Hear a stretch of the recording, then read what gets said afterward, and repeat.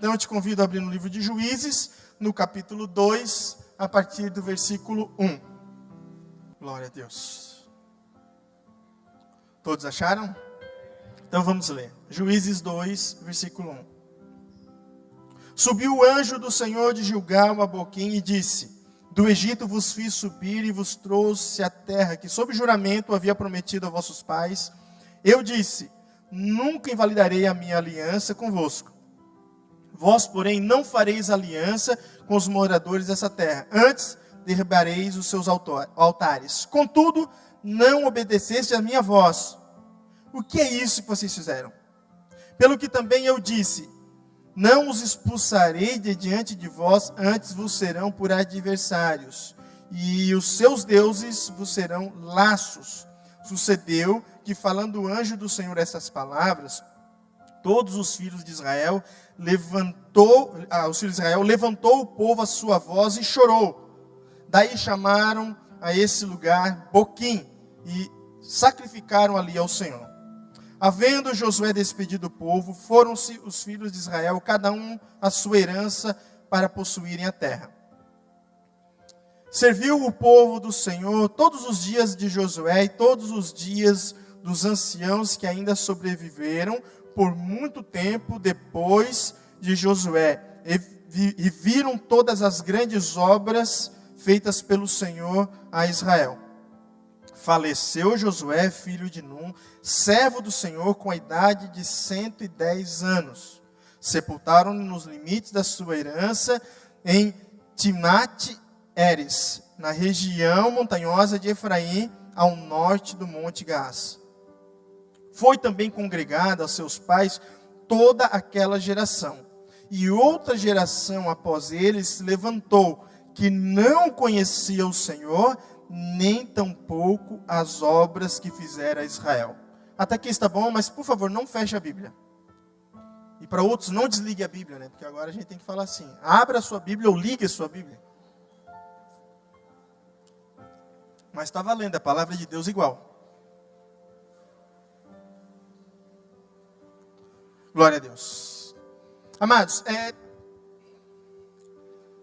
a título de introdução, deixa eu falar aqui um pouco sobre o contexto desse pano histórico. Toda essa história aqui começou através de um homem chamado Moisés. Moisés, amados, ele é unanimemente conhecido entre os estudiosos da Bíblia e até alguns estudiosos seculares como provavelmente o maior líder que pisou na face da terra. Como um homem com uma sabedoria, com uma capacidade de liderar de uma forma tremenda. Todas as vezes que nós ouvimos falar da multidão que Moisés liderou desde a saída do Egito, por todo o deserto, a gente para pensar mais ou menos no número de pessoa como esse que está aqui dentro da igreja agora. Mas, amados, os números nos contam que eram milhares, centenas de milhares de pessoas. Alguns chegam a dizer que eram aproximadamente 3 milhões de pessoas.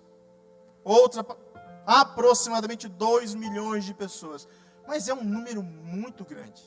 Se for 1 milhão de pessoas, já é 5 vezes a população de Criciúma inteira, sendo liderada por um homem, que mais à frente Deus deu a ele sabedoria para fazer a descentralização de poder. Mas, amados, por isso que ele é um homem muito conhecido pela sua liderança. Um homem que foi tremendamente usado por Deus. E um homem que Deus usou uma maneira diferente de treiná-lo. A gente estuda a vida de Moisés, a gente é dividido em 3 etapas. A primeira parte da vida dele, ele é criado lá no Egito como filho do faraó, em toda a ciência do Egito, em tudo a religião dos egípcios. 40 anos ele fica lá vivendo como um príncipe. Por causa daquele fato que nós conhecemos, ele acaba saindo fugido do Egito. Ele vai para a região desértica, a região de Midian, e lá ele fica mais 40 anos. Lá ele conhece a sua esposa, lá ele se casa, lá ele começa a trabalhar para o seu sogro. Eu não sei vocês, mas era uma coisa que não ia gostar nem um pouco. Trabalhar para o meu sogro era uma coisa que eu falava: Senhor, passa de mim esse cálice. Provavelmente seria essa a minha oração. Mas é a forma que Deus usou para treinar esse homem. Então ele estava lá criando ovelhas para o seu sogro. Mais 40 anos. E a Bíblia chama ele de um homem mais manso da terra. O método de Deus é estranho, né? Deus faz de Moisés o homem mais manso da terra e treina ele criando ovelha no deserto para o sogro dele. Mas amém, é lá que ele tem aquela visão e ele vai para a terceira etapa da sua vida. Que é quando agora ele é usado por Deus, liberta o povo do Egito. E Deus faz grandes coisas. Amados, um homem com uma história extraordinária, com fatos incríveis. E nós temos toda uma geração que viveu durante a vida de Moisés e que passou da escravidão do Egito para a liberdade, rumo a um lugar que Deus tinha prometido, uma terra prometida. Então essa geração aqui, amados, ela tem algumas características. A primeira dela, viveu grande livramento, uma grande libertação. Eles eram uma geração escrava, já há alguns séculos como escravos no Egito, vivendo um peso amargo, vivendo um trabalho pesado. Era angústia a vida deles. O clamor deles era por um libertador, até que Deus responde a oração deles e levanta Moisés. Outra característica dessa geração é uma geração que provou muitos milagres. Desde a sua saída do Egito, com as 10 pragas, a qual Deus feriu os egípcios, desde quando saem do Egito, atravessaram o Mar Vermelho. Amados, que milagre extraordinário deve ter sido, né? Eu fico imaginando, já tentei me imaginar tantas vezes aquela cena de passar no meio do mar. Foi tremendo, grande milagre provaram. Amados, esse povo aqui viu no deserto coisas que nenhuma outra geração viu. Outra coisa que marca aqui essa geração é a geração que provou provisão de Deus. Amados, a água saía da rocha. Aí o povo reclamou da comida, Deus mandou codorna para eles comerem carne. Aí Deus permitia chover maná do céu, o pão chovia do céu, para que o povo se alimentasse. Eu já provei milagre de provisão na minha vida. Uma vez eu lembro, uma situação bem jovem, eu orei a Deus e eu queria comprar um par de tênis. Deus, eu quero comprar um par de tênis. E eu lembro que naquela semana eu ganhei de presente o valor para me comprar aquele par de tênis. Eu fiquei maravilhado. Deus é o Deus que provê. Deus... Mas, amados, esse povo aqui provou o tênis crescer no pé e não gastar. Interessante, né? Esse povo viveu uma provisão, o tênis não gastou, o calçado não gastou. Ele cresceu junto com o pé. A roupa não gastou. Então é uma geração que provou milagres, grande libertação, provisão de Deus, cuidado de Deus. A característica das famílias dessa geração, primeiro que eles eram nômades, eles não tinham morada fixa. Eles passaram a viver no deserto e sua moradia não era fixa. Eles viviam em tendas e iam de lugar em lugar. Eu tive lá na Jordânia, no deserto de Wadi Rum. Coisa linda. Que lugar fantástico. Mesma região por onde provavelmente o povo de Deus passou. Nós ficamos acampados no deserto uma noite. E foi uma noite especial porque tinham cristãos do mundo inteiro. Numa noite de celebração, de adoração a Deus e de oração. Tremendo, amados. Alemães, coreanos, chineses. Gente de tudo quanto é parte do mundo. Parecia um verdadeiro Pentecostes lá. E eu pude ver mais ou menos como é que era a região que eles caminharam. Amados, o negócio era terrível. As distâncias, a gente subia nos morros de pedra, assim, olhava, perdia de vista. Durante o dia, calor insuportável. À noite, um vento gelado. Clima tão árido que o nariz rachava à noite, sangrava. Porque não tem umidade nenhuma. Então esse era o povo, famílias nômades. A referência das famílias era presença de Deus. A palavra de Deus. Essa era a referência das famílias. A presença de Deus. A palavra de Deus. Qual era o foco das famílias? Era cultuar e adorar o Senhor. Olha como é que era a adoração entre eles. Pela manhã bem cedo, Moisés se retirava da sua tenda. Cada chefe de sua família se colocava à porta da sua tenda. Moisés se dirigia até o lugar onde iria buscar, a tenda onde ele buscava o Senhor. quando Moisés começava a buscar Deus, a presença de Deus tomava o lugar. Todo o arraial era tomado pela presença de Deus. Sabe o que acontecia com as famílias? Todos se prostravam com o rosto em terra, em adoração a Deus, em reconhecimento à soberania de Deus, em arrependimento. Essa é a adoração. Era isso que esse povo provou, amados. Só que esse povo, essa geração, eles tinham um problema. Eles ficaram escravos por muito tempo. Muito tempo. Talvez por isso eles eram um pouco tímidos em crer, em ir adiante. E talvez também por isso eles passaram a ser murmuradores. Porque esse povo também murmurou, amados. Mesmo recebendo milagres, provisão, cuidado de Deus, foi um povo que foi punido com a ira de Deus por causa da murmuração. Basta você lá observar a história de 3 homens, chamados Corá, Datã e Abirão. Esses homens aí levantaram uma boa parte do povo em rebeldia, em reclamação, principalmente contra a vida de Moisés. Deus resolveu o problema deles. Mas talvez por causa do tempo que eles passaram como escravos. E é assim também para nós, amados. Se você é a primeira geração de crente da sua casa, da sua família, você vai provar dificuldades que seus filhos não têm e não terão. Uma vez eu lembro a pastora Ana, nós estávamos conversando e ela falou o seguinte: olha, a primeira geração de cristãos numa casa, de crentes numa casa, é como se fosse assim, abrir uma trilha na mata. São aqueles que vão com facão e vão abrir a trilha, vão passar maior dificuldade. Seus filhos já virão com um caminho mais limpo, mais plano, já não passarão tantas coisas. Quando nós somos a primeira geração a se converter a Deus, a gente já vem estragado em muita coisa. Muita gente com a sua emoção estragada. Muita gente com problemas seríssimos de personalidade, de caráter, problemas com vícios. Muitos problemas, amados. E isso, mesmo com a conversão, são lutas que passaremos a vida toda. Coisas que os nossos filhos, por crescerem nos caminhos do Senhor, não vão passar. Então essa geração aqui passou problemas, porque eles nasceram escravos. Lá no Egito. Talvez por isso a timidez deles. Essa geração, amados, eles aprenderam a andar com Deus, de dia e de noite. Sabe como é que eram as decisões deles? Quando a coluna, a nuvem se movia, eles se moviam.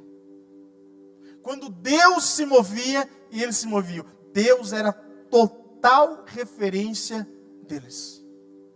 Para onde eles iam? Para onde o Senhor ia.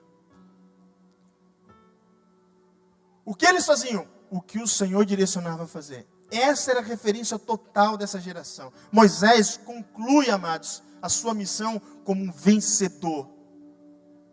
Ele liderou esse povo até os limites da terra prometida, à custa da sua própria entrada na terra prometida. Ele pagou um alto preço para liderar esse povo, mas ele morre como um vencedor. Por quê? Porque ele deixa como sucessor dele Josué. Uma definição sobre o sucesso, amados, é a capacidade de gerar um sucessor à sua altura. Quando uma pessoa morre, com ele morre tudo o que ele construiu, isso não significa sucesso. Sucesso é a capacidade de gerar um sucessor à sua altura ou até maior. Moisés morre com sucesso. Ele deixa Josué, um líder tão bom quanto ele e a sua altura. Aí nós temos a segunda geração. Morre toda a geração de Moisés. Por isso nós temos o livro de Deuteronômio. Deuteronômio é a repetição da lei, ou segunda lei. Esse é o significado. Se você ler Deuteronômio, ele é a repetição de Êxodo. Os mandamentos. Por que está tudo sendo repetido? Porque a segunda geração tem que entender tudo o que foi dito para a primeira. Então está lá. Agora Josué começa a liderar o povo. E Josué se torna um grande líder. Deus faz uma exigência dele, no início do seu chamado. Olha, Josué, se dispõe, meu servo Moisés é morto, e tu liderarás esse povo rumo à terra que eu prometi aos teus pais. Agora, tão somente, tenha coragem, te esforça, tenha bom ânimo, e não se aparte do livro da lei. Se você ler Josué 1, até o versículo 9, Deus fala isso com ele. Josué, se esforça. Josué, seja corajoso. Josué, tenha muito bom ânimo. Josué, não se desvie nem para a direita, nem para a esquerda. Fique firme nas palavras do livro da lei. Josué lidera o povo. Na primeira missão de Josué, ele reúne o povo, organiza o povo, a adoração do povo, coloca os levitas à frente, organiza, eles levam a arca em adoração e louvor, levantam um altar, agora estão diante do Rio Jordão. A Bíblia diz que o Rio Jordão se abre e eles passam em seco. Da mesma forma como foi com Moisés, Deus estava sendo com Josué.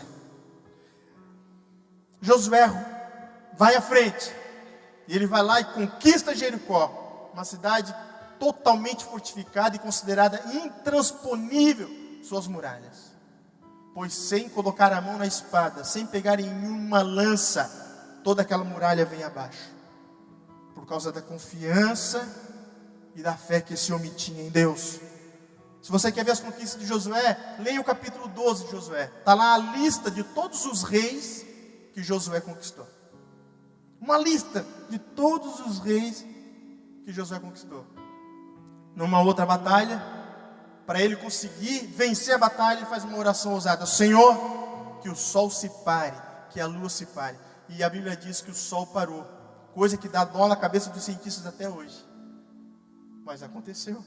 Deus respondeu essa oração ousada de Josué, de o dia se prolongar para que ele vencesse uma batalha.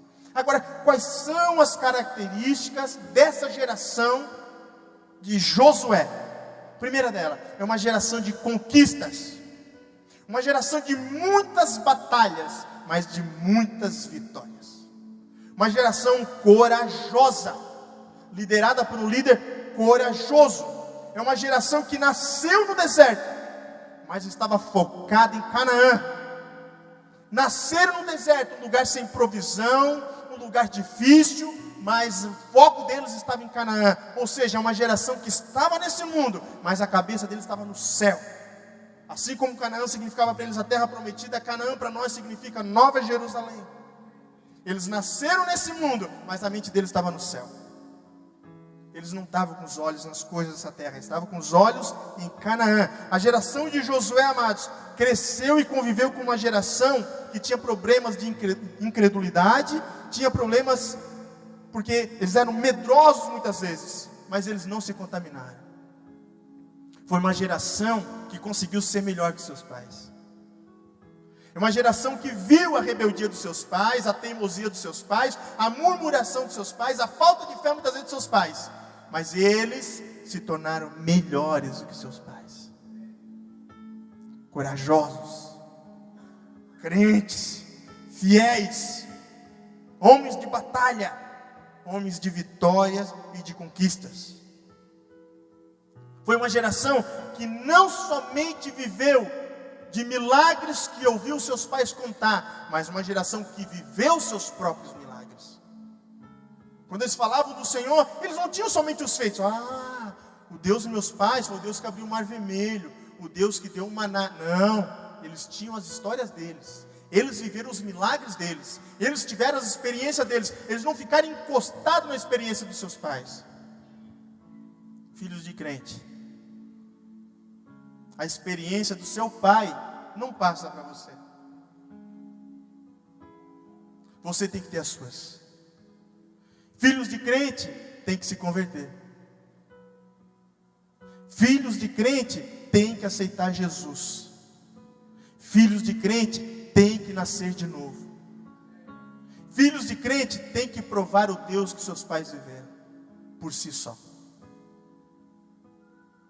A oração e as experiências dos seus pais não passam para o seu currículo. Você tem que ter as suas.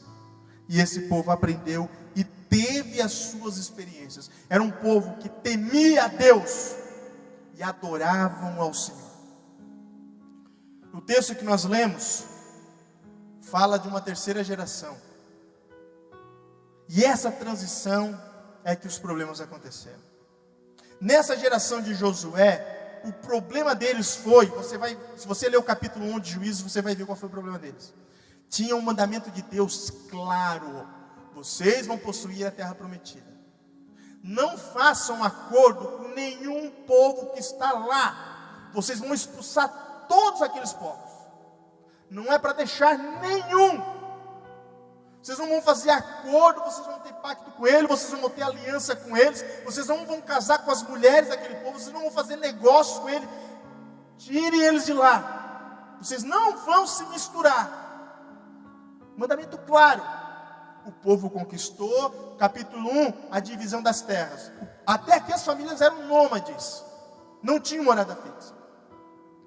Essa geração aqui de Josué provou agora a recompensa da herança, das batalhas, das conquistas. Batalharam, firmaram, lutaram. Qual é a conquista? Uma grande terra, dividido nas tribos. Cada tribo ficou com uma região. Tudo dividido, tudo certinho. Agora, qual foi o problema deles? É que agora eles mudaram o foco. O foco agora passou a ser conquistar a terra, manter a terra e fazer a terra produzir. E porque eles mudaram esse foco, eles transgrediram o mandamento de Deus. Porque ao conquistar a terra, eles viram um povo fraco. Falaram assim: espera aí, não vou mandar esse povo embora não. Vou fazer esse povo empregado meu. Porque daí assim, eu vou fazer a terra produzir mais. Conquistaram. Agora eu vou fazer ela produzir mais. E produzindo mais, eu vou ganhar mais. Porque eu tenho empregados para trabalhar para mim. Mas qual era o mandamento? Não tenha nada com esse povo. Não tenha aliança nenhuma com esse povo. Até aqui, eles não tinham nada. Agora, porque tiveram alguma coisa, o que Deus deu começou a tomar o coração deles. Qual era o objetivo agora? Construir uma economia forte. E assim fizeram. Assim conseguiram. Então agora chega a terceira geração. Essa geração falhou. Porque o preço que eles pagaram para conquistar, manter e fazer a terra produzir, o preço que eles pagaram para construir uma economia forte, sabe o que foi? Não passaram para a próxima geração tudo o que eles receberam da Deus. O foco era palavra de Deus, presença de Deus. O foco era cultuar a Deus, adorar a Deus. Para onde eles iam? Para onde o Senhor mandava. O que eles faziam? O que o Senhor falava. Agora o que eles estavam fazendo? Cuidando das suas vidas, dos seus negócios, dos seus interesses, das suas conquistas. Agora a vitória que Deus deu para eles tomou o lugar do Deus deles. Eles trocaram a vitória de Deus pelo Deus da vitória. Aí o versículo 10, vamos ler de novo? Leia comigo. Foi também congregada a seus pais toda aquela geração. Ou seja, Josué morreu com 110 anos. Toda a geração de Josué morreu. Toda. E outra geração após eles se levantou, que não conhecia o Senhor, nem tampouco as obras que fizera a Israel. Muito antes da escrita, a Bíblia já existia. E a Bíblia existia em tradição oral. Era passada de pai para filho, para o filho, para o neto, para o bisneto. A Bíblia existia antes da escrita. A Bíblia existia por tradição oral. Como é que era afirmado os valores de pai para filho? Estudando sobre a Páscoa, eu vi um vídeo onde está uma criança, o seu pai e o seu avô do lado. E eles estão naquele processo de produzir o pão sem fermento, que é a matzá, que eles usam para o Pessah, que é a Páscoa que eles celebram.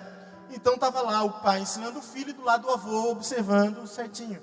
E o interessante é que passou-se alguns séculos desde que Deus deu isso a eles, foi lá na saída do Egito, e eles ainda o fazem exatamente como Deus deu a eles. Como é que essas coisas se mantêm numa riqueza de detalhes? Porque o pai passou para o filho, que passou para o seu filho, e que foi passando. O que essa geração não fez? Não passou para os seus filhos. Não viveu para uma próxima geração deixou os cuidados dessa vida tomar lugar do que era prioridade no seu coração. Qual é a característica dessa geração? Não conhecia Deus, nem o que Deus fizera por Israel. Por quê? Porque os seus pais não contaram. Porque agora seus pais trabalhavam muito, não tinham tempo para contar as histórias que Deus fez. Porque agora seus pais estavam tão ocupados em liderar, em ter empregados, que agora não tinham tempo de sentar com o filho e dizer: Deus é poderoso, Deus nos abençoou. Se estamos aqui é porque Deus nos colocou aqui. Se temos essa terra é porque Deus prometeu para os nossos pais. Eles não fizeram isso. A Bíblia diz que eles não sabiam nem tão pouco o que Deus tinha feito por Israel. Amados, é obrigação nossa, pais. Talvez tem muitos que estão sentados aqui que hoje estão com uma vida confortável, mas não foi assim. Lutaram, pagaram um preço alto, estudaram, dedicaram sua vida, tempo, esforço, e hoje os filhos podem desfrutar de uma vida melhor do que eles tiveram. Mas não tire do seu filho o privilégio de saber que você está ali porque Deus te trouxe até ali. Não tire o privilégio do seu filho de saber que ele está comendo a comida boa porque Deus é o provedor. Que ele mora numa casa boa porque Deus usou tua vida e te tirou de um lugar lá de onde você veio para estar ali. Fala para ele o preço que foi pago. Fala para ele os caminhos que Deus te levou, as portas que Deus abriu, as orações que Deus te respondeu, os milagres que Deus fez. Os nossos filhos precisam saber disso, amados. E às vezes nós negamos essa experiência para eles. Filho, hoje é assim, mas um dia não foi. Teve um dia que não era bem assim, filho. Foi de joelhos, foi madrugadas orando, foi buscando na presença de Deus, foi Deus abrindo portas, foi Deus dando forças para chegar até aqui. Até o versículo 10, você vai ver que o pecado do povo foi não ter expulsado os inimigos daquela terra. Mas a partir do versículo 11, nós vemos que o pecado agora é outro. Agora o povo começa a adorar outros deuses, que é o texto que nós lemos. Eu não falei para vocês, por que vocês não fizeram isso? Pois agora eu não vou tirar esse povo daqui. Deus está falando com eles. Quem está pregando o sermão aqui para eles é um anjo, o anjo do Senhor. E ele aparece e diz: vocês não tiraram o povo que eu mandei? Tá bom, então agora tão pouco eu tiro. Agora eles vão ser para vocês como um espinho para vocês, vão ser tropeço. O Deus deles vai ser para vocês um laço. E é exatamente o que acontece. Sabe o que a geração, os filhos dele começam a fazer? Adorar os deuses desses povos inimigos, se prostrar diante deles. Amados, será que ainda hoje nós somos tentados a isso? Será que ainda hoje nós não somos tentados, ao invés de orientarmos os nossos filhos a uma profissão que contemple as suas vocações em Deus, nós orientamos nossos filhos a uma profissão que dê dinheiro, status e fama? Será que não é uma tentação nossa hoje essa? Será que muitos pais aqui já não cederam a essa tentação? Ao invés de orientar o seu filho para uma carreira que contemple a sua vocação em Deus, o seu chamado em Deus, orientaram para quê? Ganhar dinheiro, status. Você está prostituindo seu filho. Será que não somos tentados a isso? Querer um casamento bom para os nossos filhos, um casamento que garanta a eles um conforto, ao invés da nossa preocupação ser se é um homem ou uma mulher de Deus. Ao invés da nossa preocupação ser se os nossos netos que nascerão desse casamento vão ser crentes. Guarde essa frase que eu vou falar essa noite. Quando mudamos o nosso foco, passamos a achar razões para as coisas que fazemos, a qual o Senhor não aprova. Nós achamos muitas razões, justificamos de muitas maneiras, para aprovar o que Deus não aprova. Só que a verdade é que nós já mudamos o nosso foco.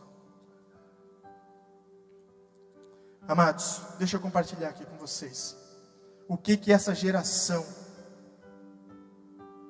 passou por não terem sido instruídos a viverem na presença de Deus.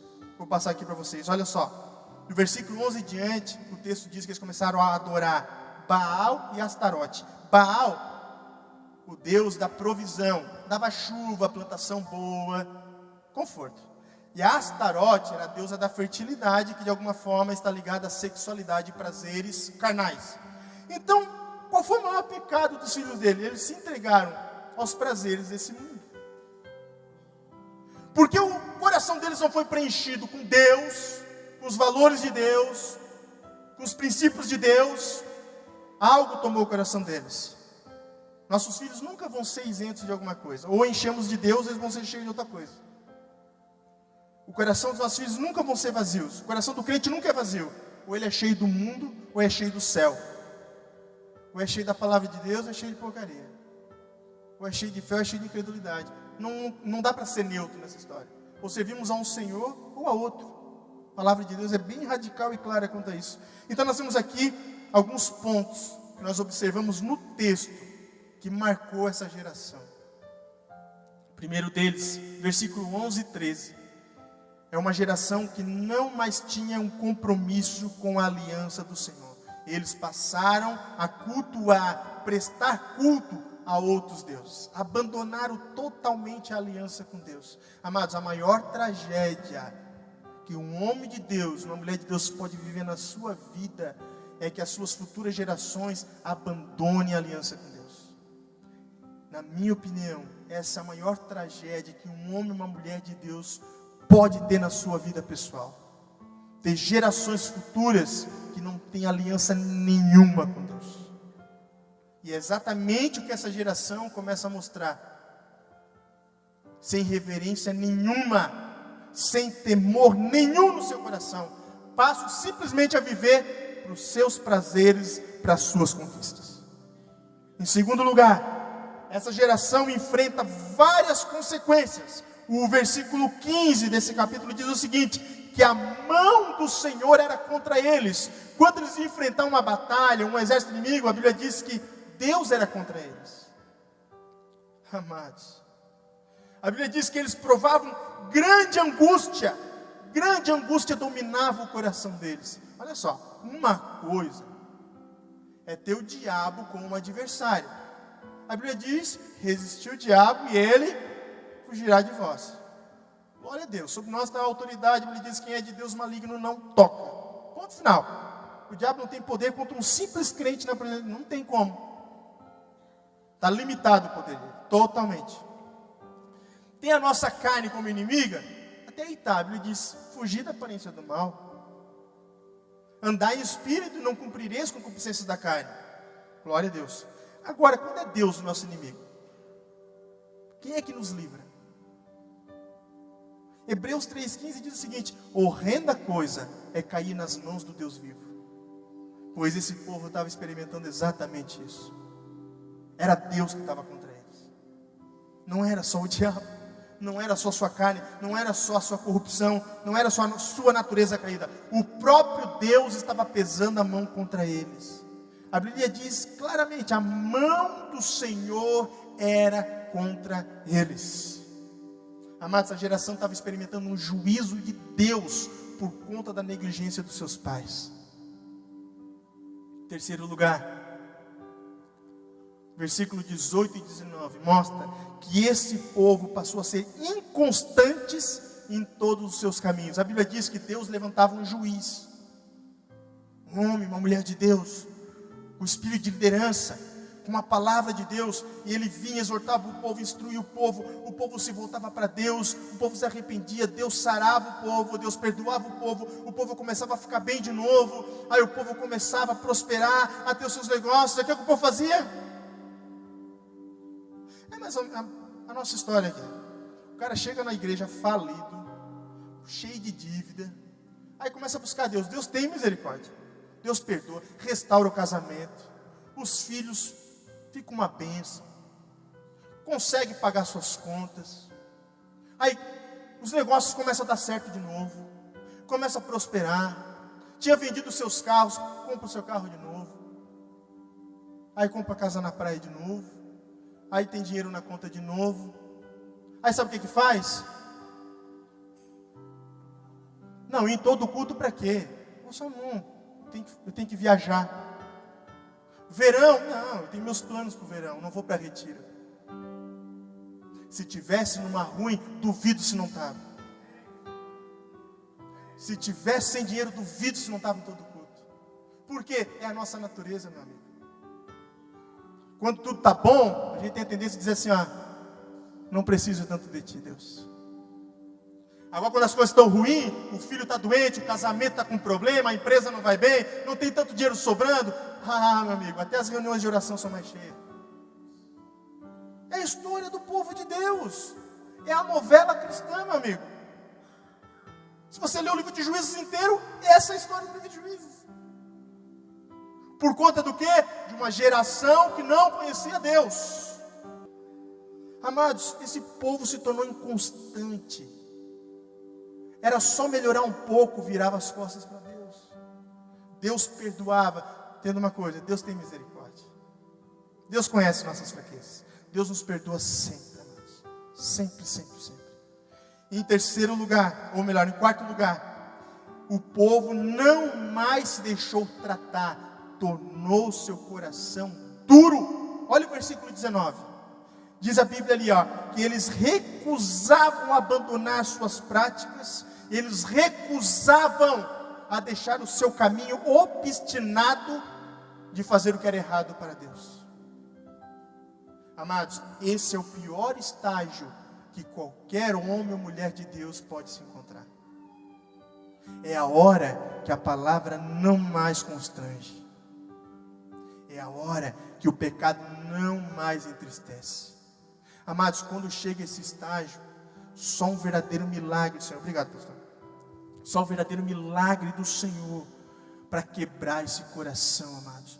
Quando a pessoa chega a esse estágio de a palavra não ter mais efeito, quando a pessoa chega a esse estágio de não mais ter o constrangimento, de o coração já não compungir, amados, por causa da dor, por causa do pecado, quando nos encontramos, é o último estágio para nós. É próximo disso, amados, que se cumpre a palavra de Hebreus capítulo 6, que é impossível uma pessoa, depois de ter sido iluminada, de provado o dom do Espírito, voltar novamente a um arrependimento. Só que o cristianismo que nós vivemos hoje determina quem serão os crentes de amanhã. Ou você acha que o cristianismo é somente para o nosso prazer? Amados, não entenda o cristianismo dessa maneira. O cristianismo não é uma religião que tem como objetivo a satisfação do homem. Isso não é bíblico. Se você for às palavras de Jesus, você vai ver, peraí, eu não vim trazer paz, eu vim trazer espada. Vocês acham que eu vim trazer paz? Não, eu vim trazer espada. Eu vim separar o pai do filho, o sogro da nora. Eu vim causar divisão. Porque vai ter um que vai crer, outro não. Vai ter um que vai ser salvo, o outro não. No mundo, vocês terão aflições. O servo não é maior do que o seu senhor. Se o couro está comendo no meu lombo, vai comendo de vocês também. Não bem nessas palavras, mas é isso que ele quis dizer. Então, nós encontramos essa mensagem no cristianismo, a qual é para minha satisfação. Se eu não me engano, é C.S. Lewis que diz que se você quer isso, tome uma taça de vinho. Porque o cristianismo não é para a satisfação do homem. O cristianismo é para a glória de Deus. O cristianismo te convida a morrer para experimentar a vida de Cristo. O cristianismo te convida a renunciar para provar o milagre de Cristo. O cristianismo te convida a se entregar, a se doar, tomar a tua cruz, perseverar até o final, bem dizer o que te maldizem, orar pelos que te perseguem, oferecer a segunda face. Esse é o cristianismo. Esse é o evangelho do Senhor Jesus. Então, amados, o cristianismo envolve uma próxima geração. Deixa eu perguntar para todos nós nessa noite, porque eu sou pai de adolescente e de criança. Eu sei que muita coisa pela frente me aguarda ainda. Eu estou exortando a mim mesmo, no compromisso de tentar dar o meu melhor, para que os meus filhos, os meus netos, sejam homens e mulheres de Deus. Amados, o que você vive hoje, como cristão, o que o que tem a ver com uma próxima geração? Pois sabe que os cristãos de hoje nem filho querem ter. Eles querem ter um cachorrinho. Aí eles dão amor para um cachorrinho, beijam um cachorrinho. O lugar que é para ser de um filho, dar carinho, amor, ensinar, dão para um cachorro. Nada contra ter, eu também tenho. Mas estão vendo, amados, como nós estamos amoldando a esse mundo? A nossa ideia hoje é tão errada em algumas coisas.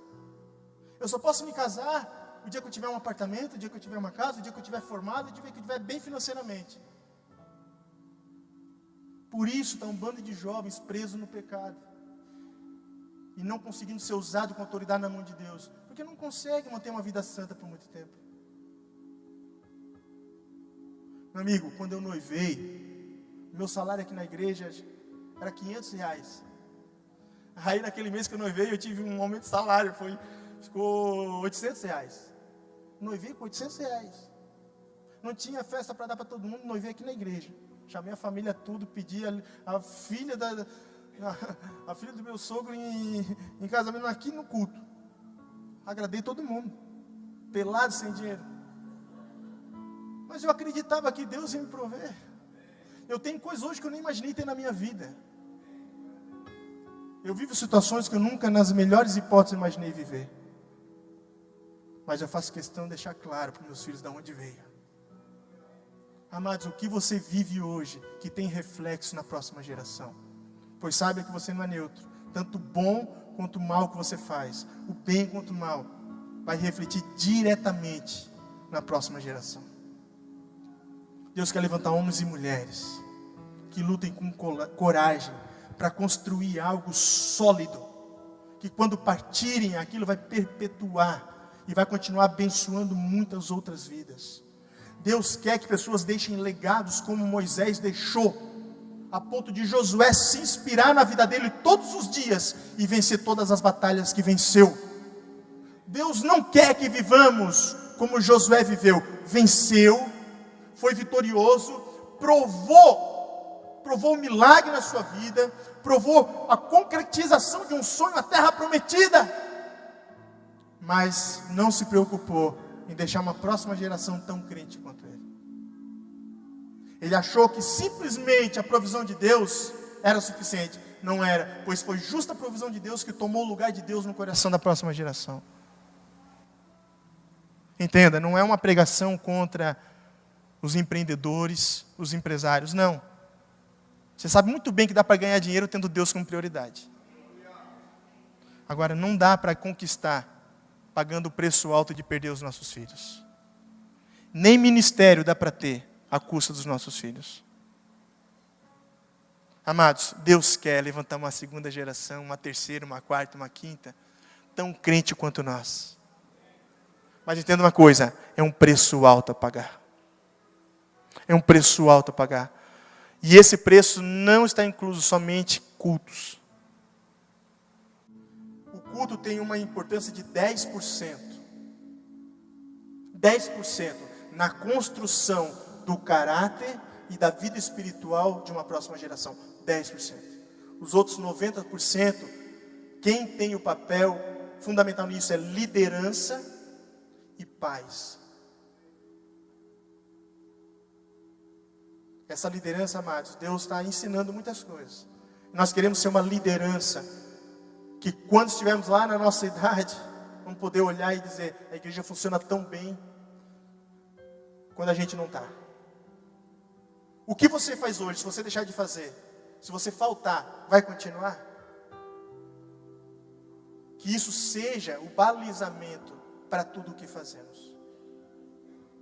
Se eu faltar hoje, as coisas que eu faço, tem alguém capaz de fazer? Eu estou ensinando alguém para que continue o que eu estou fazendo? Amém, amados? Deus quer salvar os nossos filhos. Sabe do que? Do amor desse mundo. Deus quer salvar os nossos filhos, sabe do que? De adorarem Baal e Astarote. De continuarem adorando e exaltando o Senhor Deus. Pais, o maior legado que você pode dar para o seu filho, não é um bom casamento, não é uma boa profissão, ou uma boa conta bancária.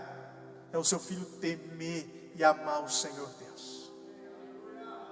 Temer e amar o Senhor Deus.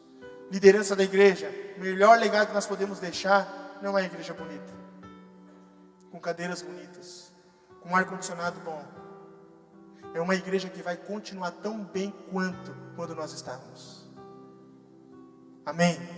Você crê nessa palavra? Fique de pé, eu quero orar por você.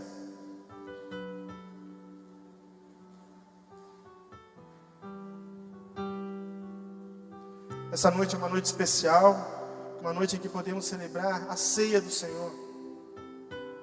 Eu quero te convidar a você pegar a sua Bíblia, abrir ela em 1 Coríntios capítulo 11, a partir do versículo 23, nós vamos ler esse texto e vamos ter um tempo de oração. 1 Coríntios 11, versículo 23.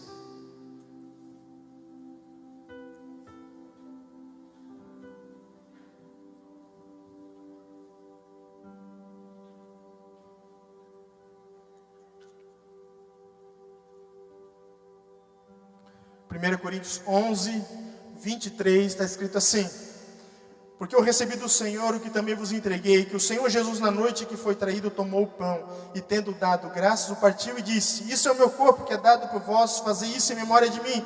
Por semelhante modo, depois de haver ceado, tomou o cálice, dizendo: este cálice é a nova aliança no meu sangue. Fazei isso todas as vezes que o beberdes em memória de mim. Porque todas as vezes que comerdes este pão e beberdes o cálice, anunciais a morte do Senhor até que Ele venha. Por isso, aquele que comer do pão ou o cálice do Senhor indignamente, será réu do corpo e do sangue do Senhor. Examine-se, pois, o homem a si mesmo, e assim coma do pão e beba do cálice. Amados, uma vez um irmão lá em Uruçanga chegou assim para mim: pastor, eu posso tomar a ceia? E a minha resposta para ele foi a seguinte: eu te pergunto, você pode tomar a ceia? Aí eu disse para ele: irmão, a ceia não é minha, a ceia não é da igreja, a ceia é do Senhor. E a palavra de Deus instrui dizendo que você tem que olhar para dentro de você, para dentro do seu coração, e você tem que chegar a essa conclusão, se você pode ou não tomar a ceia. Examine-se o homem a si mesmo. Vamos ter um tempo de oração. Talvez seja um tempo de arrependimento, de conserto. Talvez durante a palavra Deus falou ao seu coração, Deus ministrou algumas áreas da sua vida. Talvez seja essa a oportunidade de você orar e colocar diante de Deus, pedir a misericórdia, pedir o socorro, pedir para que a mão poderosa de Deus esteja sobre você, te ajudando. Amém? Separe esses minutos para você estar orando. Se você precisa pedir perdão, aproveite. Se você quer ajoelhar no seu banco, amados, fique à vontade. Se você quer orar em pé, fique à vontade. Mas tenha esse tempo de oração antes de distribuirmos os elementos da ceia. Amém? Glória a Deus. Amados, estar aqui em cima e poder ver os irmãos vindo aqui pegar os elementos da ceia. Uma alegria ver tantos irmãos que a gente faz tempo que não vê, por estar lá em Uruçanga. Meu coração transborda de alegria, amados, por poder chegar aqui, histórias, gerações, e vendo a mão poderosa de Deus agindo em muitas situações. Amém? Levante a mão. Senhor, te damos graças, como diz a tua palavra, em memória do Senhor comemos esse pão, lembrando do dia que o Senhor tomou o nosso lugar, sofreu o nosso castigo, a nossa vergonha, o dia que o Senhor sofreu o nosso desprezo. Deus, bendizemos o nome do Senhor em gratidão por tudo que tu fez, no nome do Senhor Jesus. Pode comer o pão.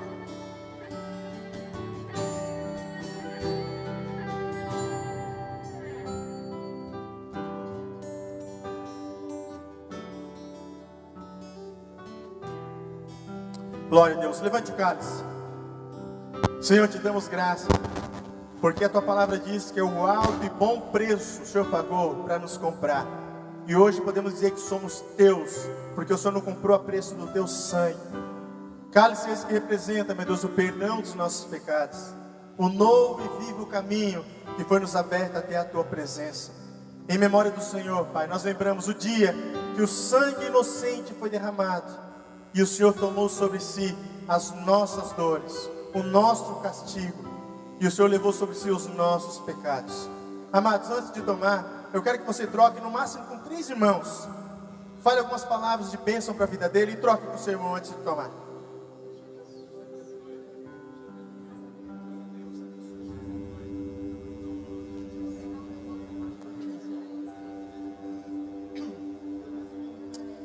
Glória a Deus. Que barulho abençoado. Amém, amados? Se você já trocou, tome o cálice.